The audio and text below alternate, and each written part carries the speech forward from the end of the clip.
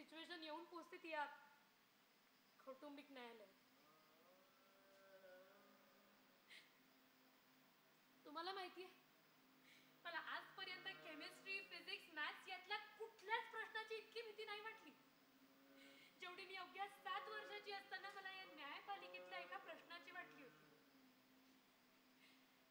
मी 7 वर्षाची होती आणि मला विचारलं गेलं की बाळा तुला कुणाकडे राहायचं.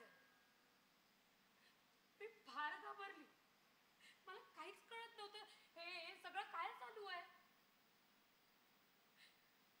शेवटी काय, न्यायपालिकेचं पारडं आईच्या दिशेने झुकलं. दिवसावर दिवस गेले, काळ लोटत गेला.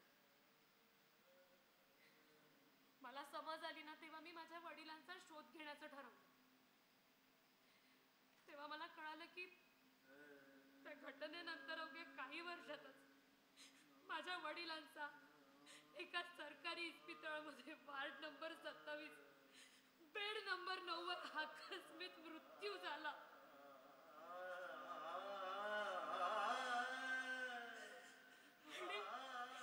आणि त्यांच्या शेवटाला त्यांच्याजवळ कुणीच आपलं नव्हतं. शेवटी प्रशासनाने त्यांचा एक लावारिस मृतदेह म्हणून अंत्यविधी केला.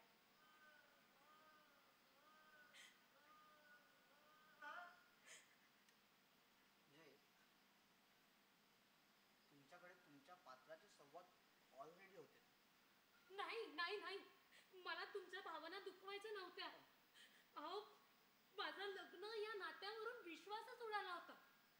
आणि ही मेहंदी आहे ना, ही मी माझ्या मैत्रिणीच्या लग्नाला आली तेव्हा कळली होती. इथेच मला मॅट्रोमोनी साईटवर तुमची प्रोफाईल माझ्या मैत्रिणीने दाखवली. एका मिनिटासाठी मी विचारही केला की हा व्यक्ती मूर्ख आहे का.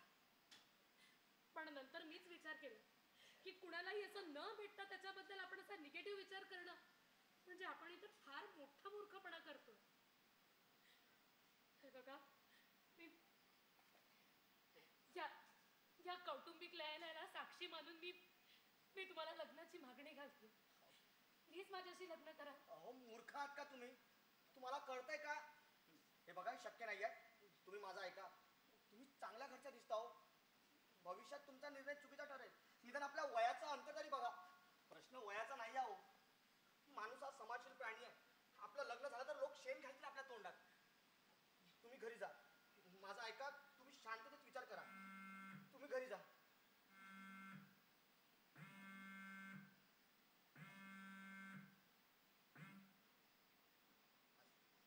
दुनिया का सबसे बड़ा रूप, क्या कहेंगे लोग, आपल्या कथेचा खलनायक. दुनिया ने हमको दिया क्या, दुनिया ने हमसे लिया क्या, हम सब